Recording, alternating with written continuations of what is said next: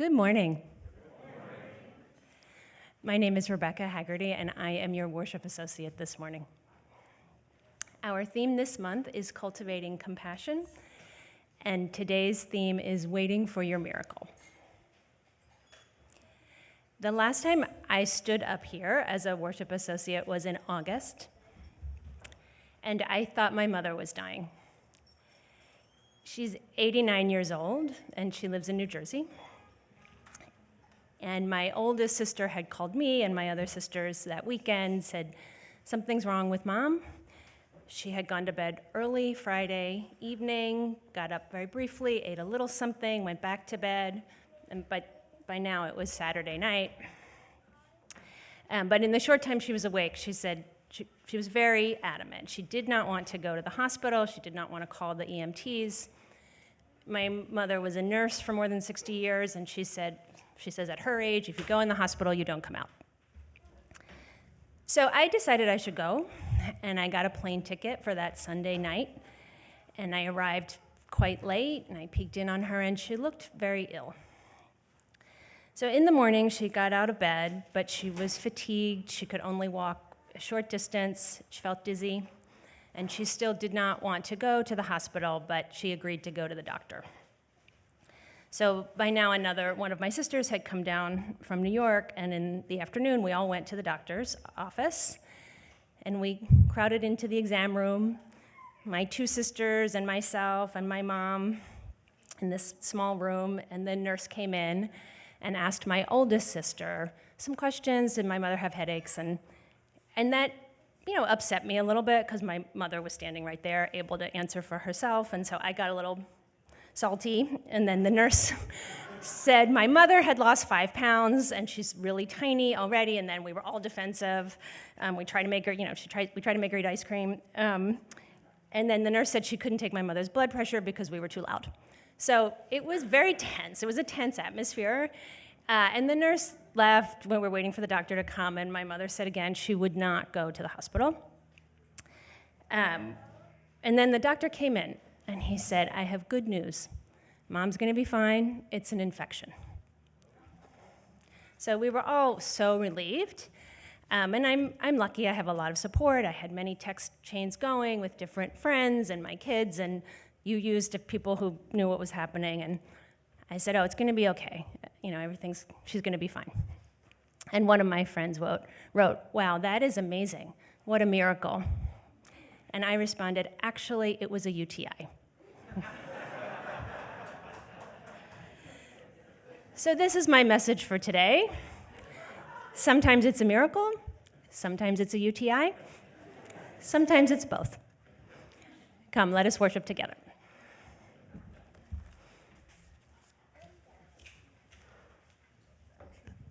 Good morning.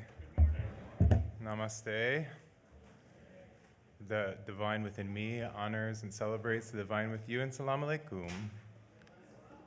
May we dwell in the spirit of peace in this hour. Welcome to the service Waiting for Your Miracle, which is a reflection on this month's theme of cultivating compassion.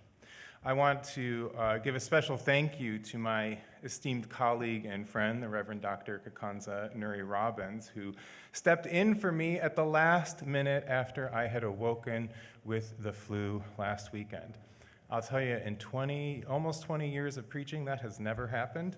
I've gotten sick on a Friday, I've gotten sick on a Saturday when I'm not preaching on Sunday, but that was a unique experience, and I am profoundly grateful. I don't know that I could have done the same. Thank you, Reverend Kikanza.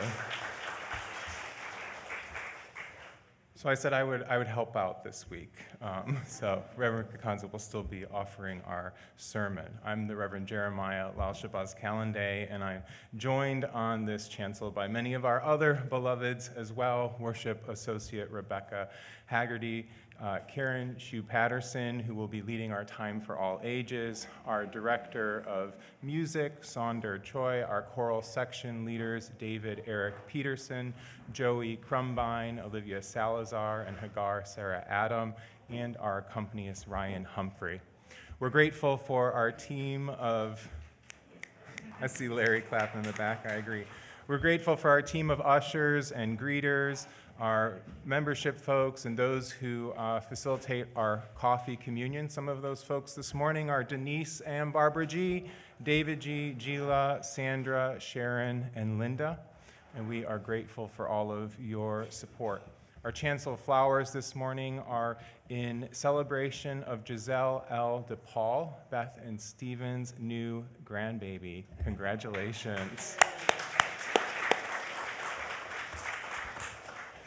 The Unitarian Universalist Congregation of Santa Monica is a contemporary congregation with roots deep in the centuries-old traditions of Unitarian Universalism.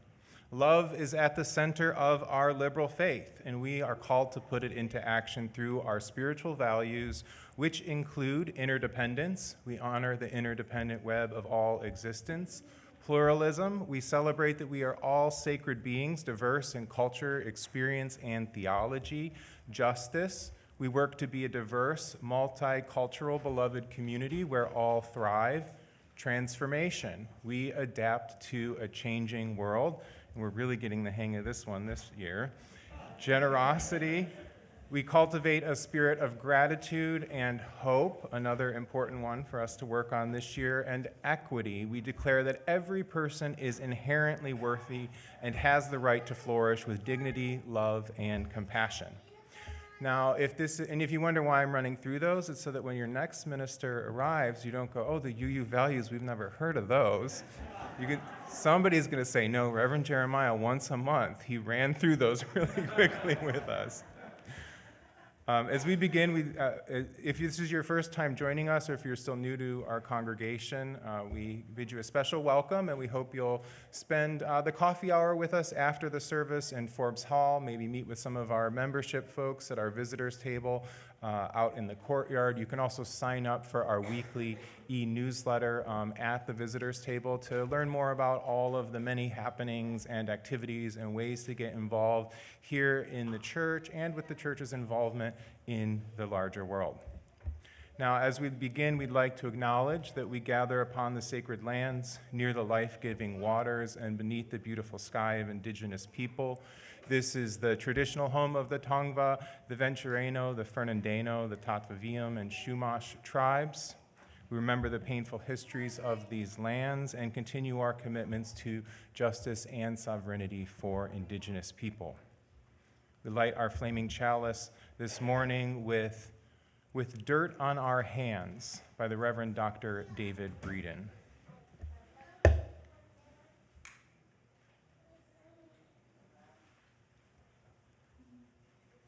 Come into this moment as if stepping into a garden at dawn, quiet, tender, open to what may grow. Let compassion be the flower we bend toward.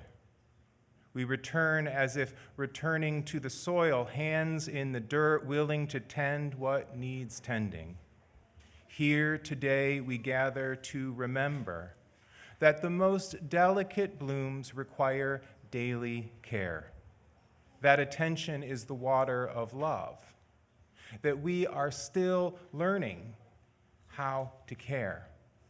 Come, let us begin again in love, tending to the garden of the heart and the heart of compassion. May it be so.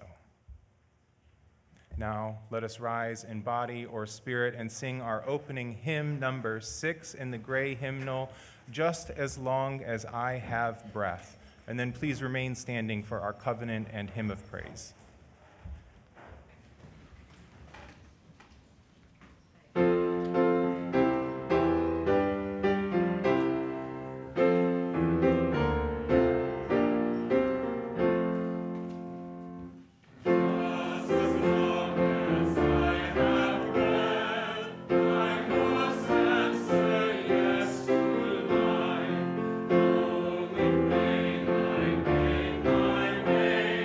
Still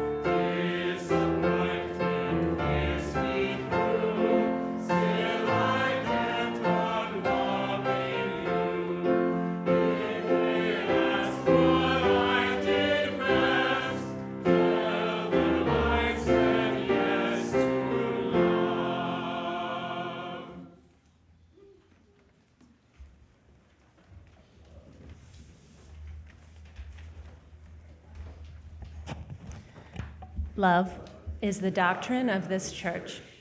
The quest for truth is its sacrament, and service is its prayer. To dwell together in peace, to seek knowledge in freedom, to serve humankind in fellowship, thus do we covenant with each other. El amor es la enseñanza de esta iglesia. Buscar la verdad es su sacramento y el servicio es la oración. Vivir juntos en paz, buscar el conocimiento en la libertad, servir a la humanidad en comunión. Así es como convenimos unos a otros.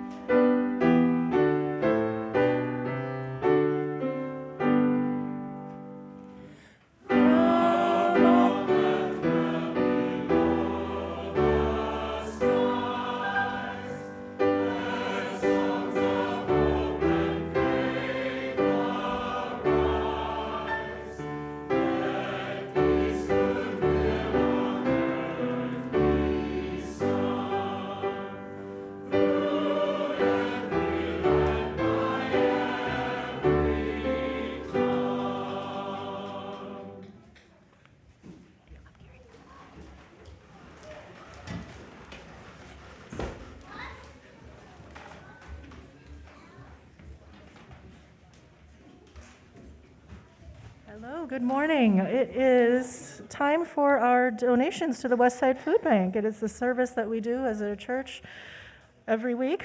And so our kiddos are getting ready and ready to pick up food donations. So go ahead and pass what you may have over to the aisles, and our kids will come down and pick up donations to bring to the basket. Well done. So our donations are a wonderful way to show care to our community, and it's great to involve our kiddos in collecting donations as well. Thank you for all the donations and the care that you give. And then when we're ready, we'll do our Time for All Ages lesson here on the chancel steps.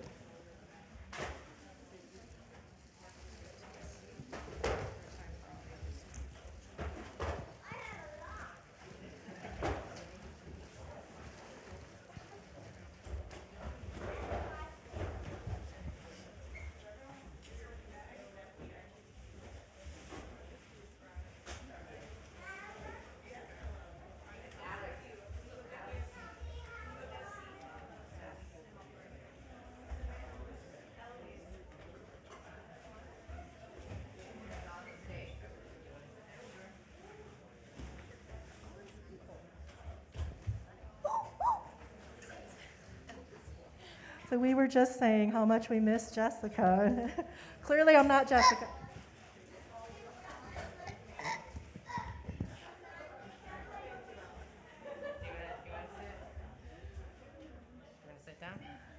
So my hope is Jessica, I think, will be back next week. In the meantime, thank you for all your grace and patience in how the rest of us are filling in as we can. So I'm Karen. So this month we have been talking about compassion, having empathy, and showing care for both our friends and our enemies. But there's someone else that's really important to have compassion for. Can I get some ideas? Who do you think it's important to have compassion for?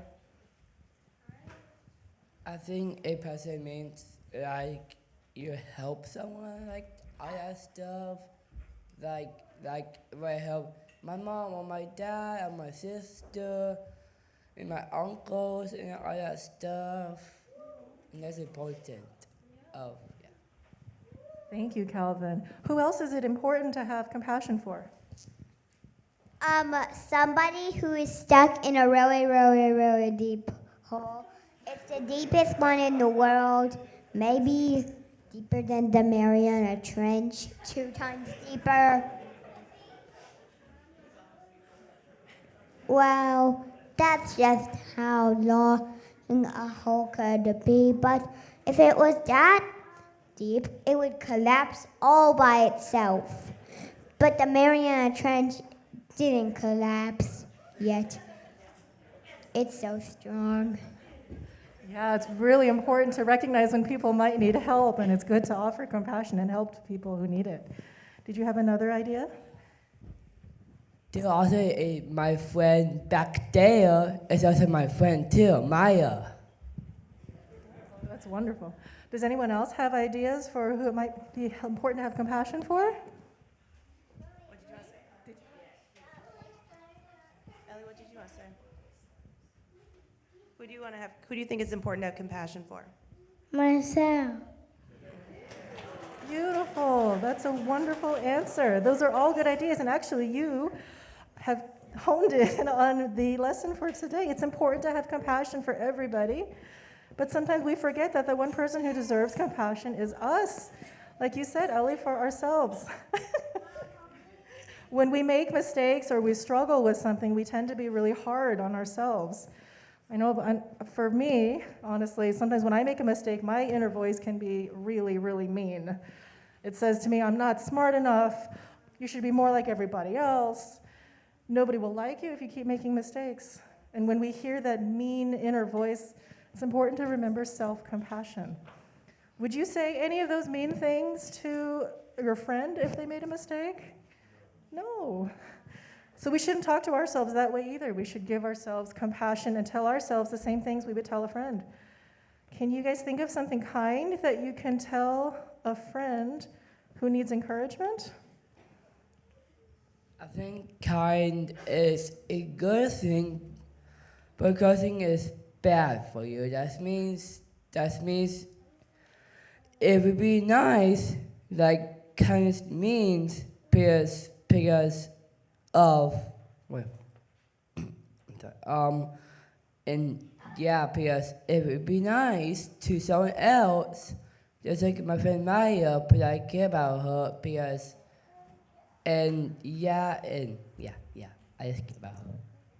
Thank you, Calvin. Does anyone else have an idea of what something kind you can say to a friend that might need help? Go ahead.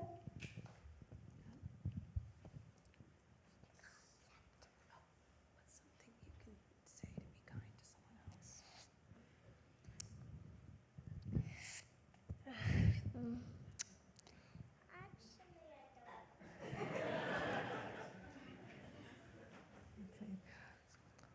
Well, yeah.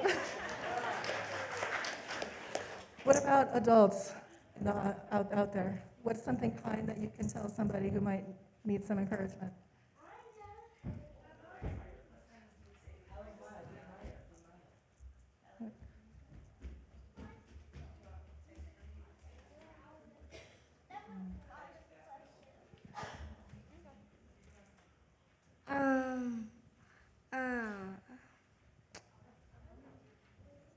Stupid.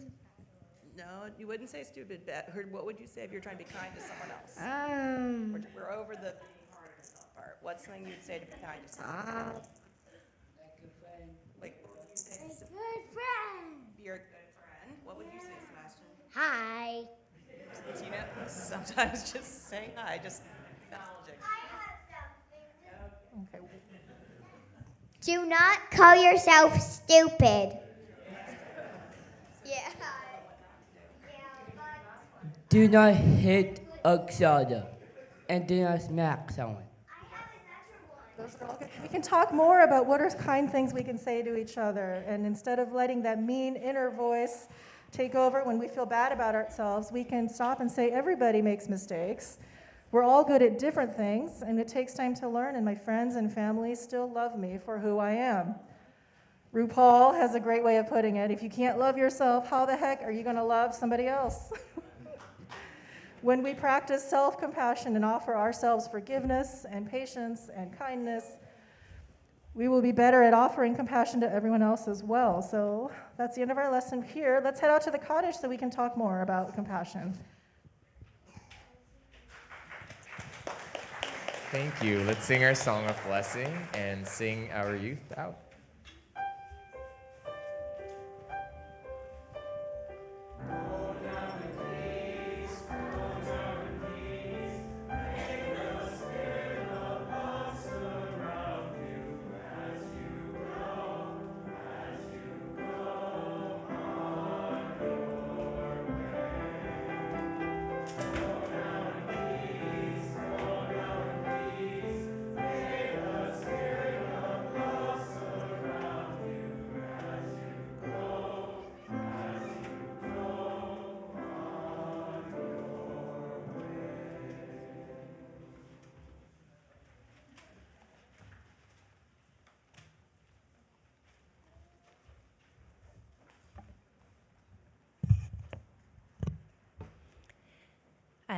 Time for our announcements. So our first announcement, as always, is please silence your cell phones.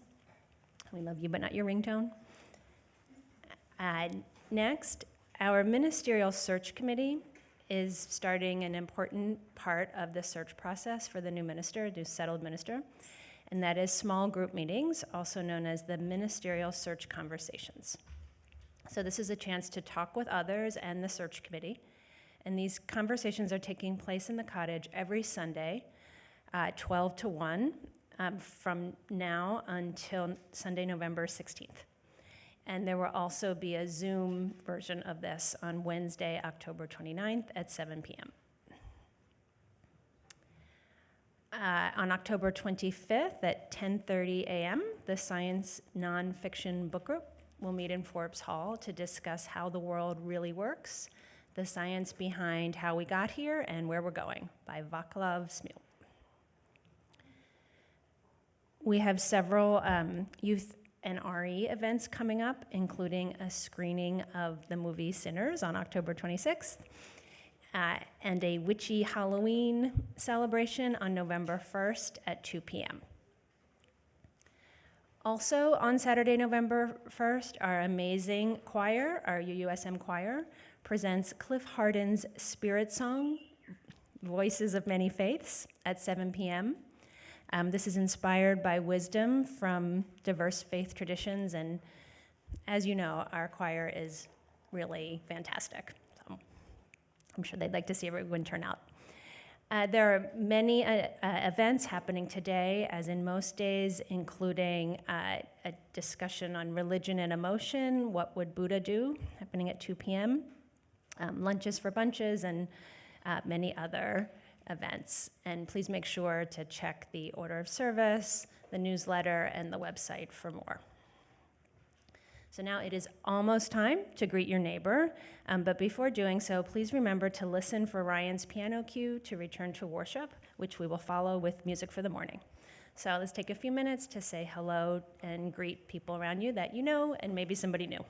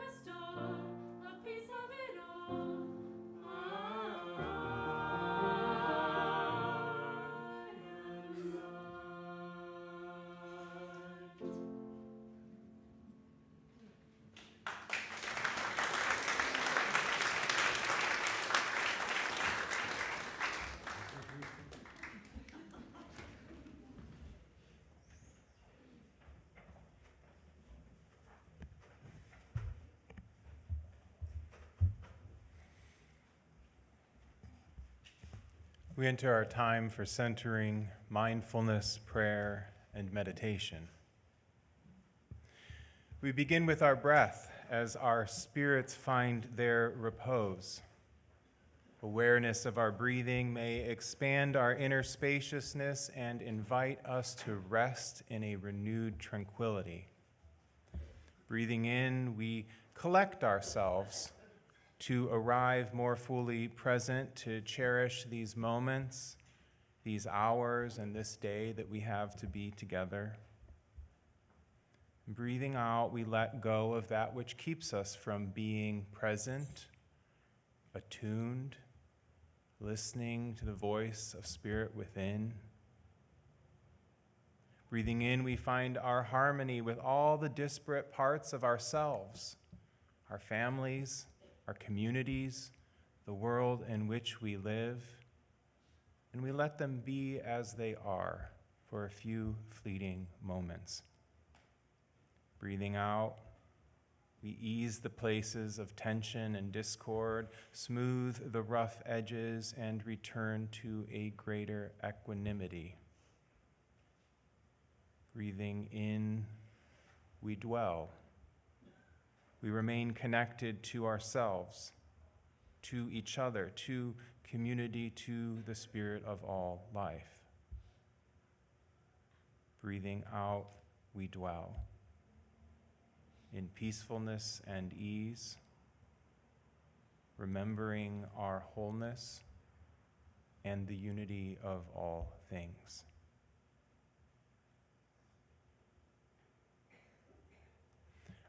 We have one joy to share with the community this morning. Liz Fuller and her partner Dan celebrated their 25th wedding anniversary on October 14th. They were married right here at UUSM by our beloved Reverend Judith Meyer on Saturday, October 14th, 2000. We celebrate these 25 years of marriage and the many more that await you both and hold you in the light of our beloved community. Please join me in the spirit of prayer and meditation. O great life, in which we live and move and breathe and have our being, may we have what we need to thrive, and may others have the same. Enough to eat and drink, shelter and safety, good medical care, work and rest, meaning and fulfillment, companionship and joy. Turn our minds and hearts especially to those who are without this day, that we may lead lives of compassion and mercy. We think of the many demands those made as they rallied and marched through the streets of this nation yesterday. Health care and mental health care for those who are without. Justice for immigrants, asylees, and refugees. Mercy for those imprisoned. Remembrance for those forgotten. Shelter and love for those unhoused. Paychecks for our dedicated public servants. Respect for our scientists, journalists, and truth tellers, care for our hurting environment and all of her creatures, rights to those who have been denied, and democracy for all of the people. Let us remember those who are entering our world and those who are departing from it. May a blessing be upon them. Let us remember the mighty cloud of witnesses and those who have helped to show us the way. Peace to our hearts, courage and fortitude to our spirits. We offer these petitions in the name of all the helpers of humanity, in the name of all that we hold to be sacred. Amen and Amen. Now let us offer the longings of our hearts and hold silence together for a few brief minutes of meditation.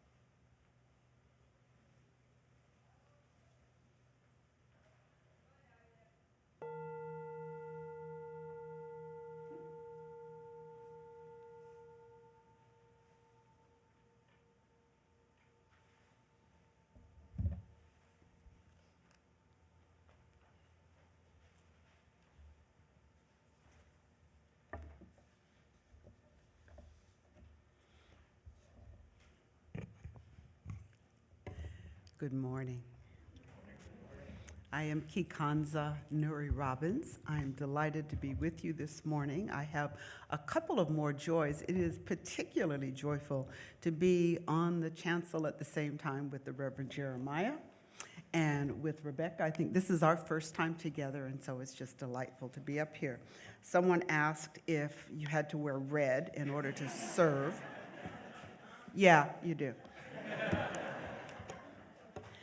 The other joy is that one of my friends is here, and he is the one who's going to be teaching the class on religion and emotion in person today and then online for the subsequent weeks. He is the only guy in the sanctuary wearing a tie. Because his mama told him when you go to church, you wear a tie. Dr. Franz Metcalf.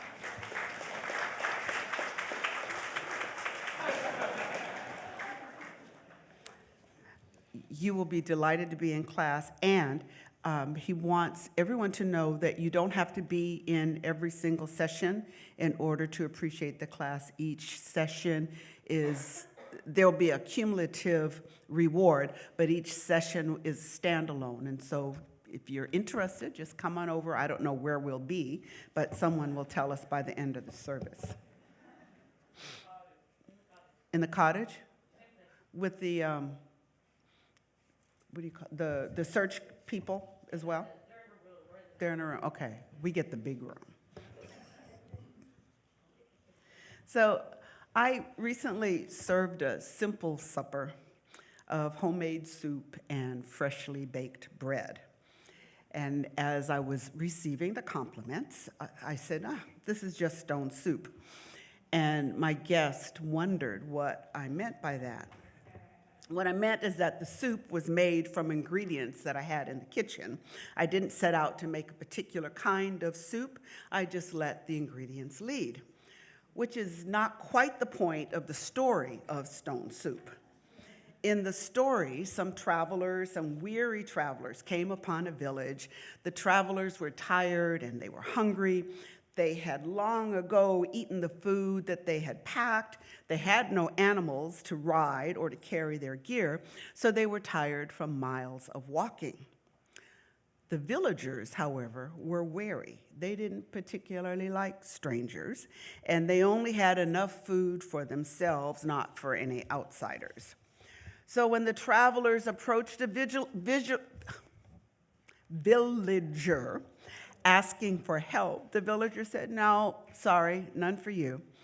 So they went and knocked on another door, and this time the householders just peeped out of the window and wouldn't even answer the door. Time after time, they walked, they knocked, they begged. Time after time, the villagers said, "Nah, not here." The travelers were refused food and they were denied lodging. So they set up camp near the village square. This brought more of the villagers to their windows, and some of them ventured out on their porches and stoops to see what these strangers were going to do next.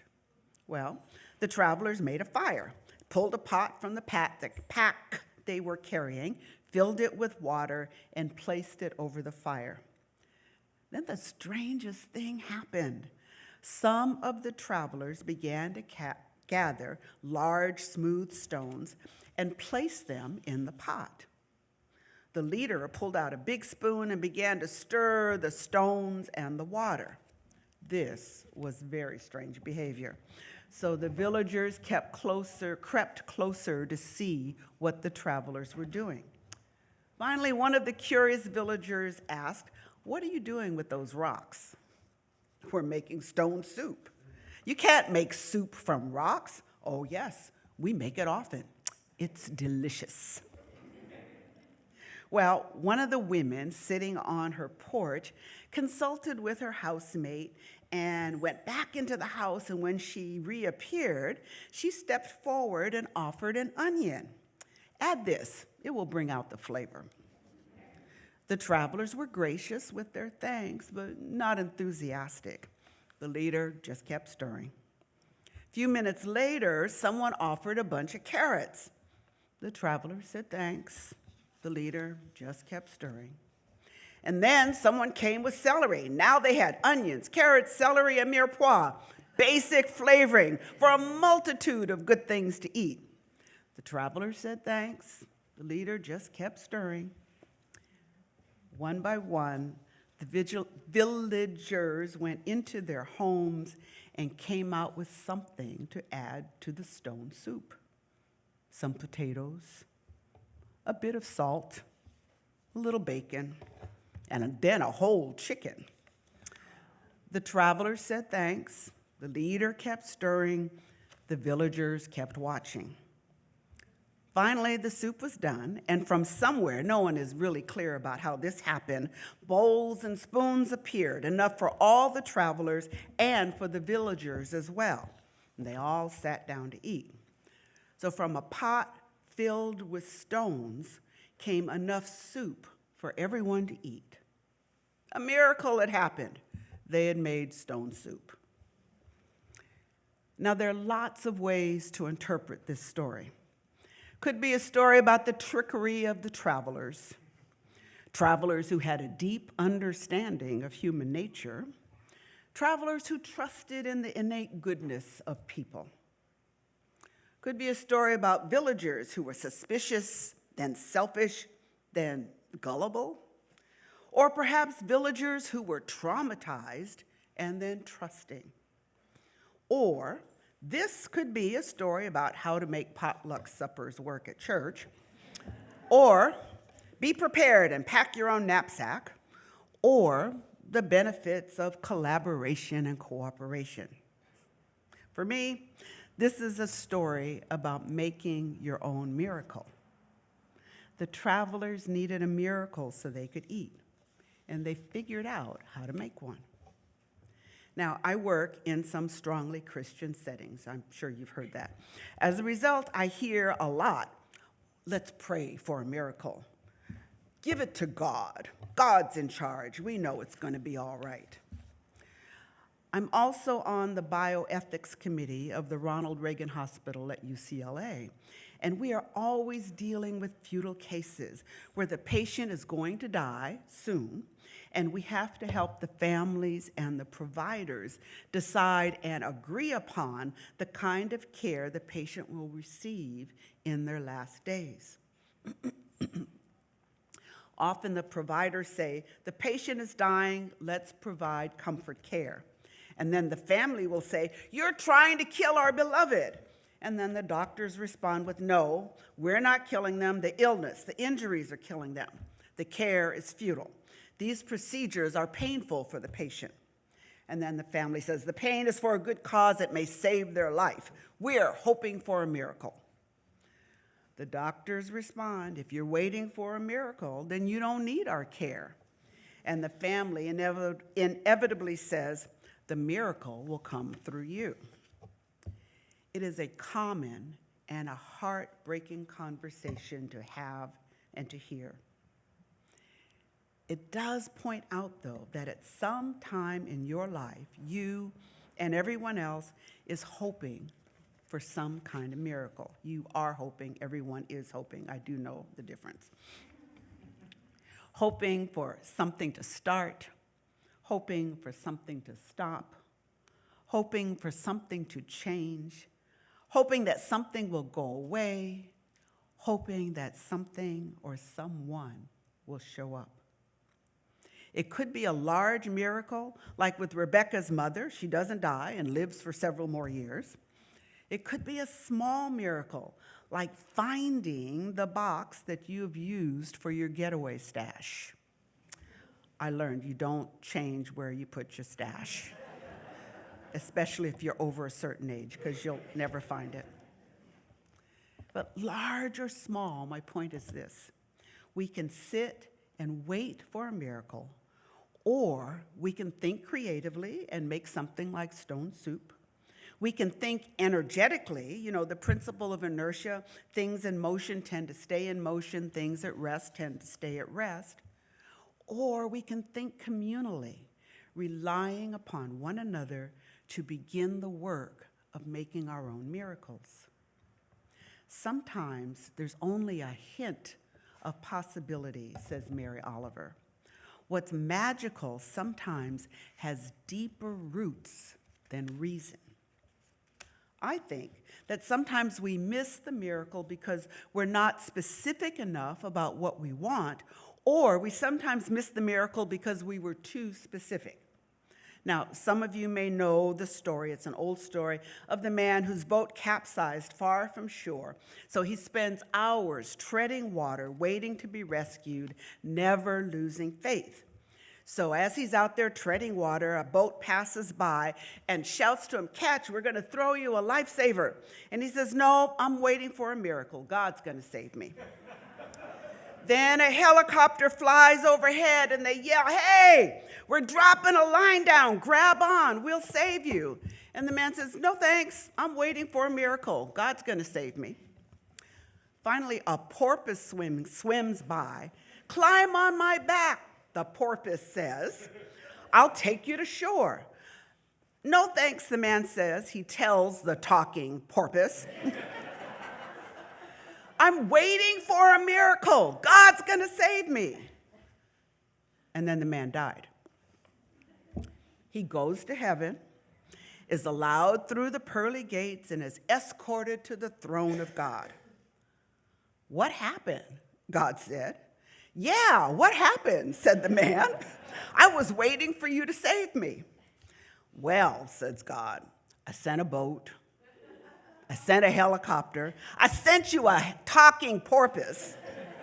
And you sent them all away.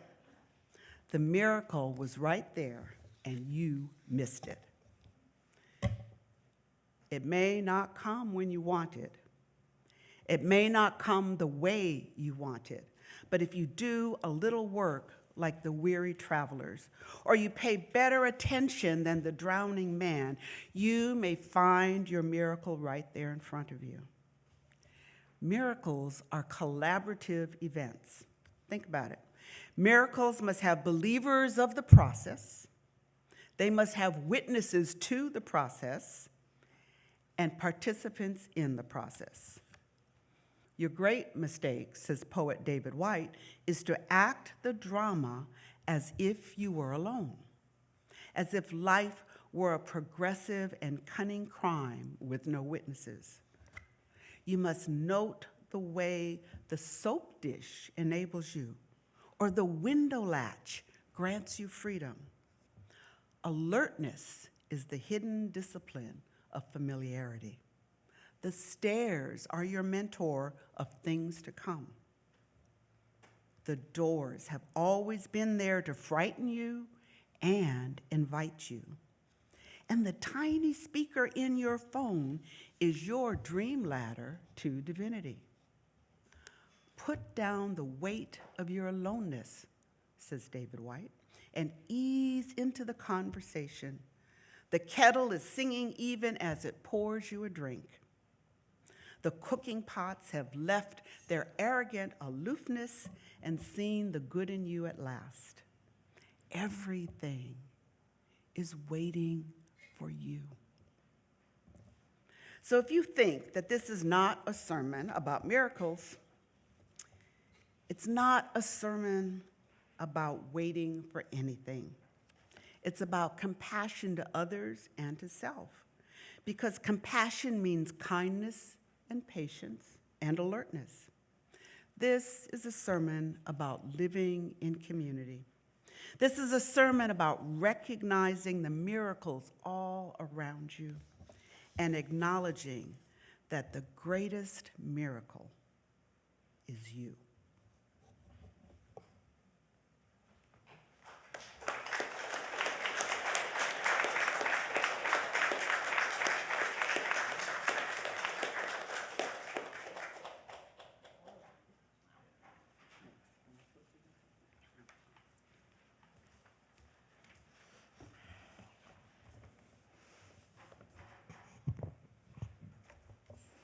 Well, that was wonderful. Thank you. Your offering today, I am now inviting the ushers to come forward. Your offering today goes to support the work of multiple groups in the church. including Faith in Action, Lunches for Bunches, Green Living, and so many more. In addition, half of our Sunday offering this month goes to a community organization, as in every month, and this month we'll share with the West Side Coalition, an alliance of 81 organizations, public agencies, and faith communities committed to working collaboratively on issues of housing, hunger, and health through service coordination, public education, and advocacy. Although individual agencies have the ability to provide separate services for people in need, the West Side Coalition helps coordinate all services to provide a true continuum of service care for the community. The coalition has been instrumental in advocating for low-income and homeless people at the local, state, and national levels. We invite you to contribute in whatever way feels right for you. Ways to give are displayed on the slide behind me, and they are all gratefully accepted. Cash and checks can be placed in the offertory bags that will be passed around shortly. Thank you for all you give, both monetarily and through your time and care at church and beyond. So your offering will now be gratefully received.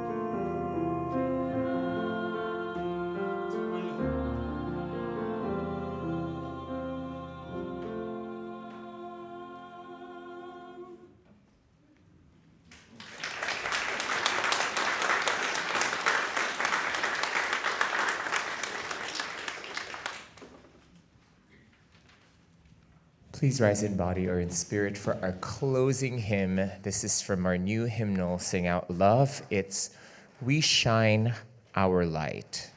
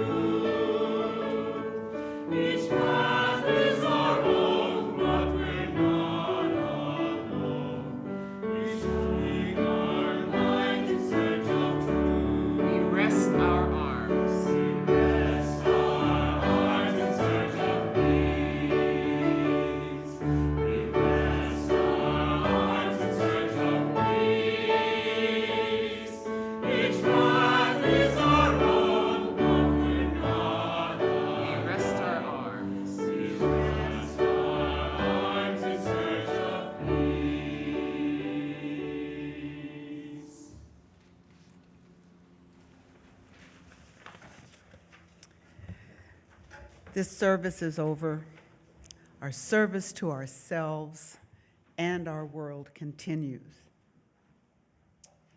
We extinguish the flame of our chalice, carrying the light and the energy in our hearts, and knowing that as we seek to serve with compassion and to remember self-compassion, that you don't have to set yourself on fire to keep other people warm.